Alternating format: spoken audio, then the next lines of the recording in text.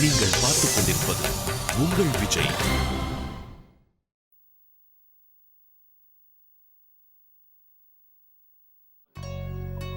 அக்கா, இப்போ சாப்பாட்டுக்கு என்ன பண்ணணும், என்ன ஏற்பாடு பண்ணணும் நம்ம முடிவு பண்ணணும்ல. நாம சமையல்காரங்களோட உட்காந்து என்ன பண்ணலாம்னு முடிவு பண்ணிக்கலாம். ஆனா எங்க சமைப்பாங்க? ஆ. ஆ. அ, வீட்டுக்கு பின்னால. ஆம், ஆனா அங்க இடம் பத்துமா பெரியமா? ஆ, பரவாயில்ல, விடுங்க. அவங்க வரும்போது அவங்க கிட்ட இடத்த காட்டலாம். அவங்களே பார்த்து முடிவு ஆ. பண்ணிட்டு. வேற எதுவும் விட்டு போகல? அப்புறம் அர்ச்சனா, எல்லாருக்கும் நம்ம போய் பரிசு பொருள்லாம் வாங்கணும் இல்லையா? பரிசு வாங்குறதெல்லாம் என்கிட்ட விட்டுடுங்க, அதையெல்லாம் நான் பாத்துக்கிறேன். அம்மா, என்ன கூப்பிட்டீங்களாமே? ஆமா பாலா, அதாவது குடவுன்ல பழைய பெட்டிலாம் இருக்குல்ல, அதை எடுத்துட்டு வந்து என் ரூம்ல வை. சரிங்கம்மா. வேற ஏதாவது வேலை இருக்கா? வணக்கம் ஆண்டி. வாங்க வாங்க. நேஹா, கரண், பாத்து எவ்வளவு நாள் ஆச்சு?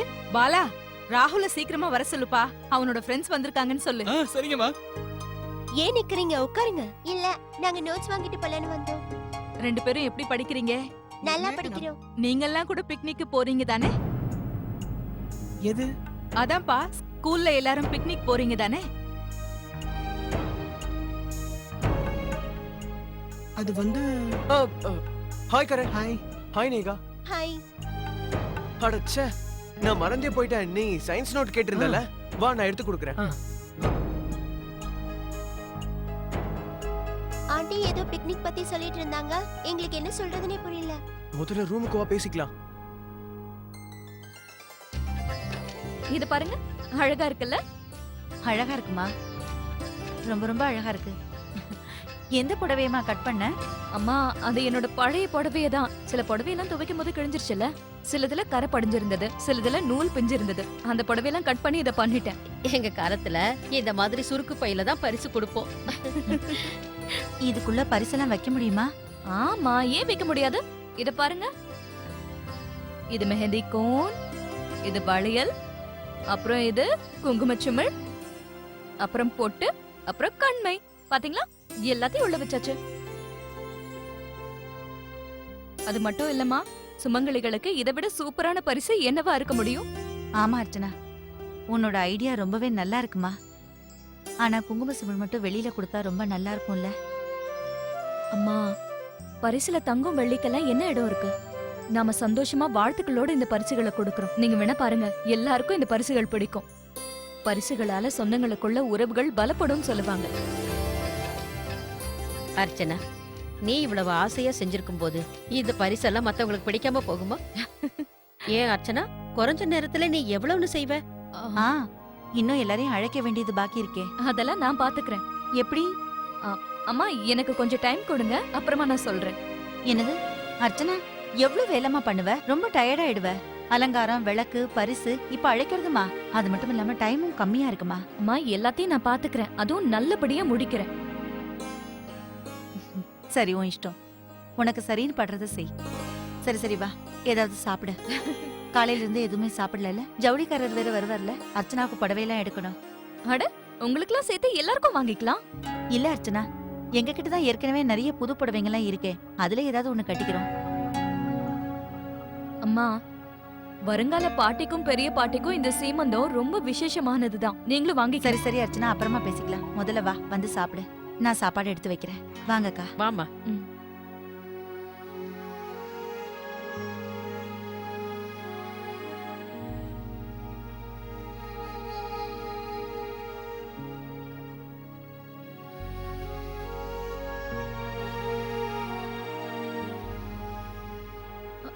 ஹலோ, வணக்கங்க.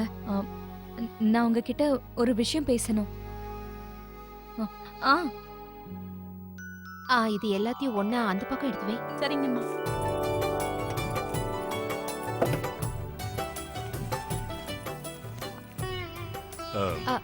என்ன ஏகப்பட்ட பொருட்கள் இருக்கு. இதெல்லாம் பாருங்களேன். இத பாருங்க, இது, அப்புறம் இது எல்லாமே ரொம்ப அழகா இருக்குல்ல. இது எல்லாமே அர்ச்சனாவோட சீமந்தத்துக்காக தான் எடுத்துக்கிட்டு இருக்கேன். அர்ச்சனா போன் பண்ணா சீமந்தத்தை 9ஆம் தேதி வச்சிருக்காங்களா. எல்லாத்தையும் எடுத்துட்டு போகணுமா? இல்ல விஸ்வநாதா, இதெல்லாம் ரொம்ப குறைவுதான். ஒரு பெட்டி நிறைய நகைங்களையும் புடவைகளையும் எடுத்து வச்சிருக்கா. அப்படியா? இவ்வளவு சீக்கிரம் எல்லா ஏற்பாடுகளையும் பண்ணிட்டியா? நீ வேறப்பா, அவ இன்னைக்கு நேத்தா பண்ணிட்டு இருக்கா. இவ அர்ச்சனா தாயாக போறான்ற விஷயத்த கேள்விப்பட்டதுல இருந்தே மார்க்கெட்டுக்கு போனா போதும் ஏதாவது ஒண்ணு வாங்கிட்டு வந்து வச்சிருவா. கேட்டா பொண்ணோட சீமந்தத்துக்குன்னு சொல்லுவா. அது சரி, இவ்வளவுதானா? இல்ல கீழே குடவுன்ல இன்னும் 2 பெட்டி அடுக்கி வச்சிருக்கேன். ஒண்ணுல துணிமணி, இன்னொன்னுல விளையாட்டு பொருள்லாம் அடுக்கி வச்சிருக்கேன். இப்பவே நீ இப்படி எல்லாம் பண்றனா குழந்தை பிறந்ததுக்கு அப்புறம் என்னெல்லாம் பண்ணுவியோ? ஏதோ ஒண்ணுன்னா வாங்கிட்டு வந்தேங்க. ஆனா கடைசியில இவ்ளோ ரொம்பன்னு நான் எதிர்பார்க்கவே இல்லைங்க. ரொம்ப அதிகமா தெரியுதா? ம். எல்லாமே ரொம்ப அழகா இருக்கா. இதுல எது வச்சுக்கிறது எதை விடுறதுன்னு தெரியவே இல்ல. இத பாரு ராதிகா, எப்போ எதை கொடுத்தாலும் அதிகமாவும் இருக்கக்கூடாது, ரொம்ப குறைவாவும் இருக்கக்கூடாது. எப்பவுமே நாம கரெக்டா கொடுக்கணும், புரியுதா? நீங்க சொல்றது ரொம்ப கரெக்ட் தாங்க. சரி, நான் இதெல்லாம் பாத்துக்கறேன். அது ஒரு முக்கியமான விஷயம் பேசணும்.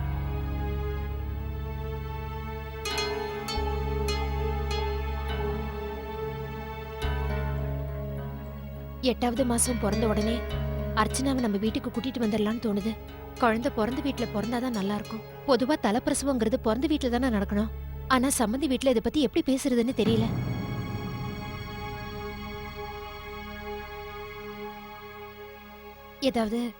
ஏதாவது தப்பா பேசிட்டேனா?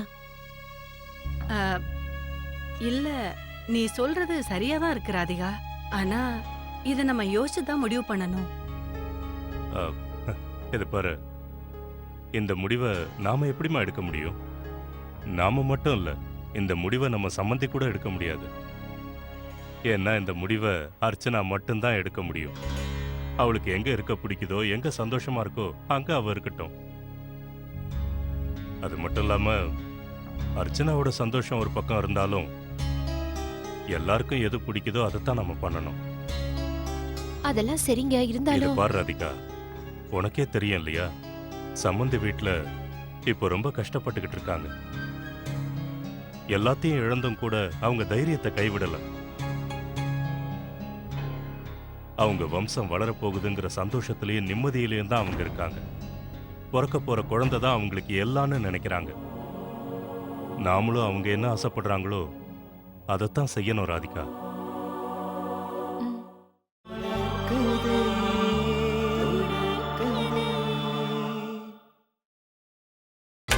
நீங்கள் பார்த்துக் கொண்டிருப்பது உங்கள் விஜய்.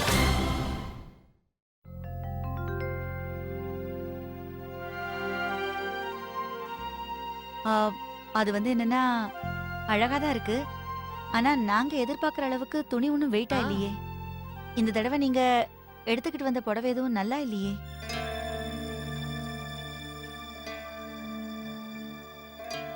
இதை திறந்து கட்டுங்க, இதுல என்ன இருக்கு?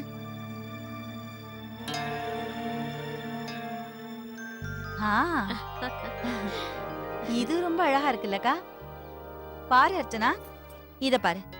இது உனக்கு ரொம்ப அழகா இருக்கும்மா. இதோட விலை என்னன்னு சொல்லுங்க. இது 20,000. அப்படியா, சரி. மருமகளுக்கு நாங்க இதே வாங்கிக்கிறோம். இல்லம்மா, இது அவ்வளவா நல்லா இல்ல. எனக்கு இந்த கலர் சுத்தமா பிடிக்கல. ஏன்? அழகா தாமா இருக்கு. எனக்கு புரியுது. ஆனா பெரியம்மா, நீங்க பாருங்களேன், இந்த கலர்ல தான் இப்பவும் நான் புடவை கட்டியிருக்கேன். இந்த கலர்ல என்கிட்ட இன்னொரு ட்ரெஸ்ஸும் இருக்கு. அது மட்டும் இல்லாம ரொம்ப வெயிட்டா இருக்கு. நான் எப்படி கட்டிக்க முடியும்? நீங்க அதோ அந்த ரெட் கலர் காட்டுங்களேன். இதுவா? ஆமா. இதோட துப்பட்டாமா? விலை 9,500. ஏங்க இந்த தடவை நல்ல பாவாடைகளா பார்த்து எடுத்துட்டு வரல? பார்டரும் பெருசா இல்ல, வேலைப்பாடும் இல்ல, துணியும் அந்த அளவுக்கு ஒண்ணும் பெருசா இல்லையே. அதெல்லாம் இல்ல பெரியம்மா. இந்த காலத்துல எல்லாரும் இப்படிதான் போட்டுக்கிறாங்க. இருந்தாலும் அர்ச்சனா, இது உன்னோட சீமந்தமா. உன்னோட சீமந்தத்துக்கு நீ ரொம்ப அழகா அதோ அந்த மாதிரி எம்ப்ராய்டரி போட்டதா ஜருகு போட்டதா போட்டுக்கணும்னு ஆசைப்படுறோம். ஆனா அம்மா, உங்களுக்கே தெரியும்ல, இந்த நிலைமையில என்னால வெயிட்டான ட்ரெஸ்ஸஸ் எல்லாம் போட்டுக்க முடியாது. ரொம்ப கஷ்டமா இருக்கும்ல. இங்க பாருங்க, எனக்கு இது பிடிச்சிருக்கு, இதையே நான் வச்சுக்கிறேன். இப்போ அம்மாவுக்கும் பெரியம்மாவுக்கும் நான் செலக்ட் பண்றேன். இதை எடுத்து வச்சிருங்க. அதோ அத கொடுங்க. இதுவாமா? பாருங்கம்மா, இது ரொம்ப நல்லா இருக்கு. இது அம்மாவுக்காக நான் எடுத்துக்கிறேன். அம்மா, உங்ககிட்ட இந்த கலர் இல்லைன்னு நினைக்கிறேன். இது அம்மாக்கு. அப்புறம் பெரியம்மா இத பாருங்க. அர்ச்சனா, எங்களுக்கு வேண்டாமா, அப்புறம் பாத்துக்கலாம். எங்களுக்கு தான் உள்ள நிறைய புடவைங்க இருக்கே. இல்லம்மா, எனக்கு தெரியும். அந்த புடவையெல்லாம் வேணா நீங்க அப்புறமா கட்டிக்கோங்க. இந்த தடவை நீங்க தான் கட்டிக்கணும். இது என்னோட சீமந்தம். நான் என்ன சொல்றேனோ அதை தான் நீங்க கேட்கணும். அப்புறம் ப்ளீஸா என் வார்த்தையை மறக்காதீங்க. சரிம்மா, உன்னோட இஷ்டம். நீயே பார்த்து எடு. ஜவுளிக்காரரே, உங்களுக்கு நான் டீ கொண்டு வரேன். ஆ.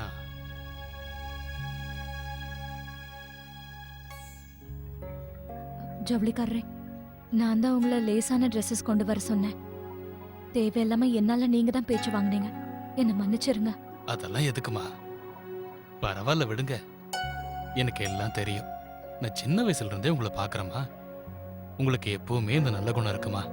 இப்ப நல்ல பொண்ணா இருந்ததை விட நல்ல மருமகளாயிட்டீங்க. அந்த கடவுள் உங்களுக்கு எந்த குறையும் வைக்க மாட்டான். இந்தாங்க டீ. ஒரு நிமிஷம் வந்தனா. தேங்க்யூ.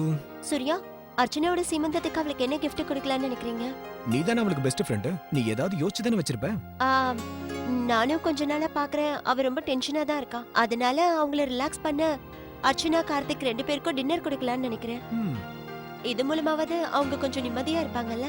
அற்புதம் வந்தனா. உனக்கு இந்த மாதிரி ஐடியாஸ்லாம் உன் ஃப்ரெண்டுக்காக தான் வருமா? எனக்காகலாம் வராதா? சூர்யா ப்ளீஸ், இந்த நேரத்துல விளையாடாதீங்க. சரி சொல்லுங்க, என் ஐடியா ஓகே தானே? இதுல யோசிக்கிறதுக்கு என்ன இருக்கு? அட அனன்யாவை பாருங்க, அத்தை பேரு சொன்னதோ எவ்வளவு சிரிக்கிறான்னு. இது அத்தைக்காகவா இல்ல உன் கசின்காகவா? அப்ப வந்தனா ஒரு ஐடியா. அர்ச்சனாக்கு குழந்தை பிறந்து அதுக்கு 1 வயசு ஆகும்போது வீட்ல இன்னொரு குழந்தை பிறக்கலாம்ல. அனன்யாவுக்கு ஒரு தம்பியோ தங்கச்சியோ. என்ன அனன்யா?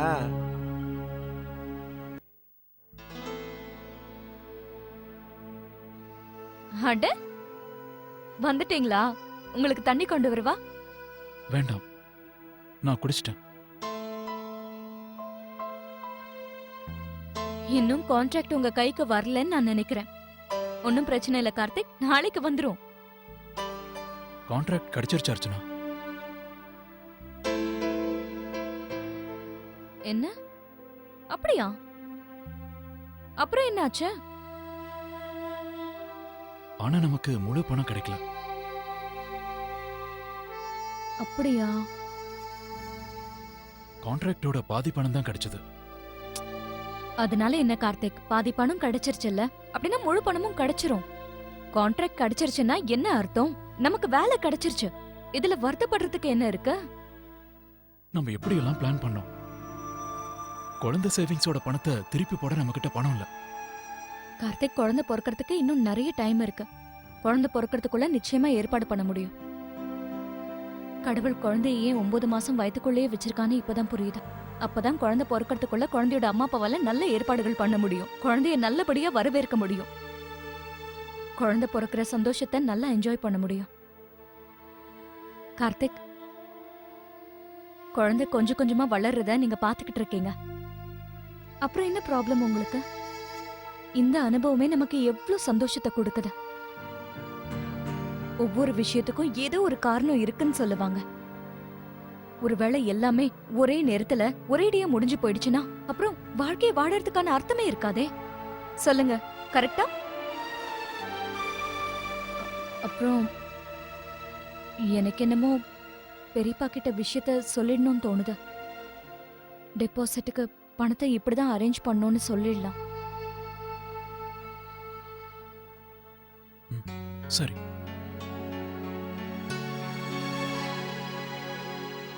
பணம் கிடைச்சிரும்.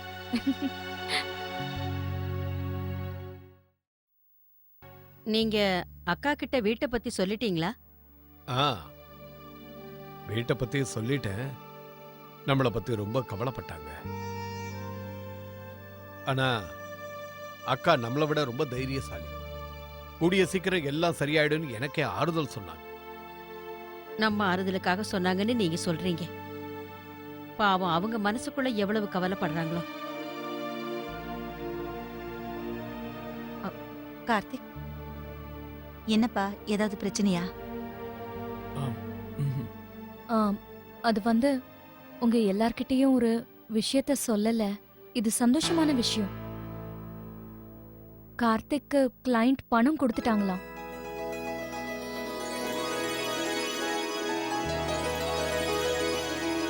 என்ன கார்த்திக், இது ரொம்ப சந்தோஷமான விஷயம்ப்பா. அப்படியே உன் முகம் இப்படி வாடி போயிருக்கு. இல்லம்மா, எவ்வளவு பணம் எதிர்பார்த்தனோ அது நமக்கு கிடைக்கல.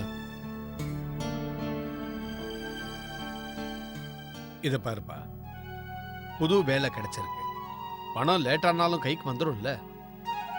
அப்புறம் புது வேலையை கூடிய சீக்கிரம் ஆரம்பிக்க போறோம். நடக்காத விஷயத்துக்கு வருத்தப்பட்டு என்னப்பா பிரயோஜனம்? இந்த மாதிரி நேரத்துல வருத்தப்பட்டுட்டு உட்கார்ந்திருக்க கூடாதுப்பா. இந்த மாதிரி நேரத்துல ஸ்வீட் சாப்பிடணும்.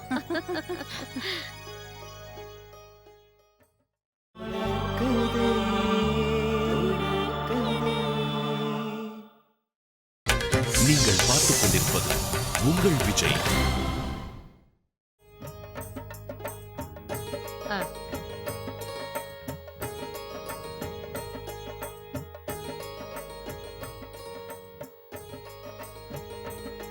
கார்த்திக், என்னப்பா, என்ன விஷயம்? ஏதாவது சொல்லணுமா? அது வந்து நான் என்ன அக்கா தான் ஃபோன் பண்றாங்க. நிச்சயமா டிக்கெட் புக் பண்ணிருப்பாங்க. அது சொல்றதுக்கு தான் இப்ப ஃபோன் பண்றாங்க. அக்கா சொல்லுங்க, டிக்கெட் கிடைச்சிருச்சா? நல்லா இருப்பா தம்பி. எனக்கு எந்த ரயிலையும் டிக்கெட் கிடைக்கவே இல்லப்பா. ஏன்க்கா? எல்லா ரயிலையும் பார்த்துட்டேன். நேரம் குறைவா இருக்கிறதால எந்த ரயிலையும் எனக்கு டிக்கெட் கிடைக்கலப்பா. இல்ல இல்ல, அப்படிலாம் நீங்க சொல்லவே கூடாது. நீங்க கண்டிப்பா வந்தே ஆகணும். நான் வேணா ராஜசேகரை கூட சொல்றேன், அவன் உங்களுக்கு ஏதாவது ஏற்பாடு பண்ணுவான். இருப்பா, நான் சொல்றத முழுசா கேளு. 9ஆம் தேதி ராத்திரிக்கு ஒரே ஒரு ரயில்ல டிக்கெட் கிடைச்சிருக்கு. அதனால அதை வாங்கிட்டேன். என்ன பண்றது? பஸ்ல வந்தா எனக்கு முதுகு வலி வர ஆரம்பிச்சிருமேப்பா. சரி சரி, அப்ப ஓகேக்கா.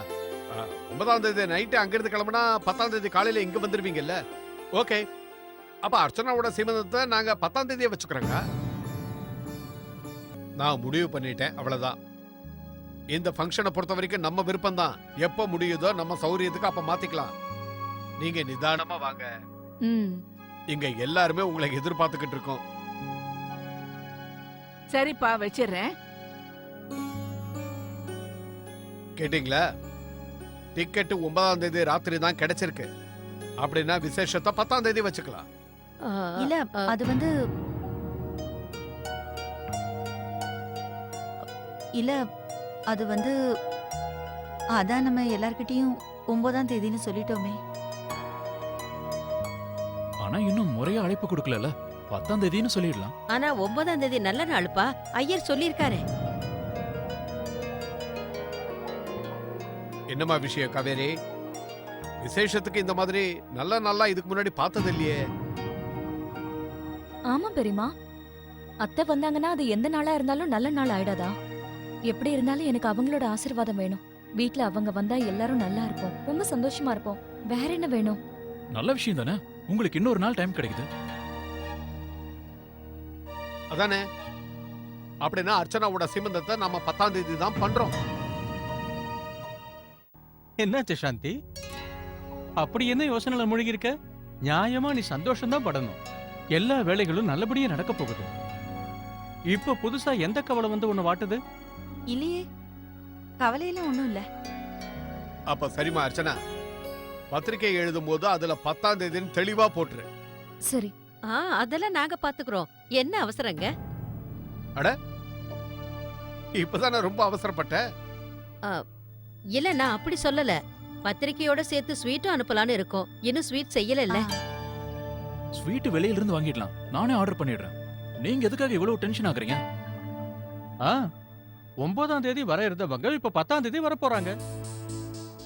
சரி, இப்போ எல்லாத்தையும் பேசி முடிவு பண்ணியாச்சுல்ல? ஆமா. மாணிக்கொண்ணே, தோட்டத்துல இருந்து வாழையில அறுத்துட்டு வாங்க. நான் போய் சொல்றேன். வாழை இல்லையா?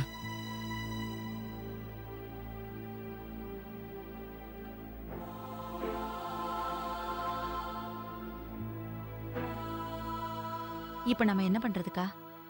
சீமந்தம் 10ஆம் தேதி தான் பண்ணணும். ஐயர்கிட்ட ஒரு வார்த்தை கேட்கலாம். ம்.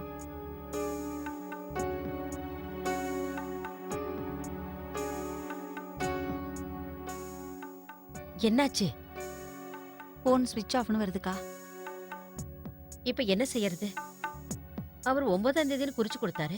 இப்போ 10ஆம் தேதினா ஐயரை ஒரு வார்த்தை கேட்டு நம்ம நாளை குறிக்கலாமே. கரெக்ட்டுக்கா, ஆனா எப்படி? போன் தான் ஸ்விட்ச் ஆஃப் ஆயிருக்கே. அதுவும் கார்த்திகோட அப்பா வேற இன்னையில இருந்தே எல்லாருக்கும் பத்திரிக்கை கொடுக்க ஆரம்பிச்சிடலான்னு சொல்லிட்டு இருக்காரு. கடவுளே. ஓகே, இந்த வேலையை முடிச்சிட்டேன். இந்த மாணிக்கண்ணன் ஏன் இன்னும் வாழை இலையை கொண்டு வரலன்னு தெரியலையே. பார்த்துட்டு வரேன்.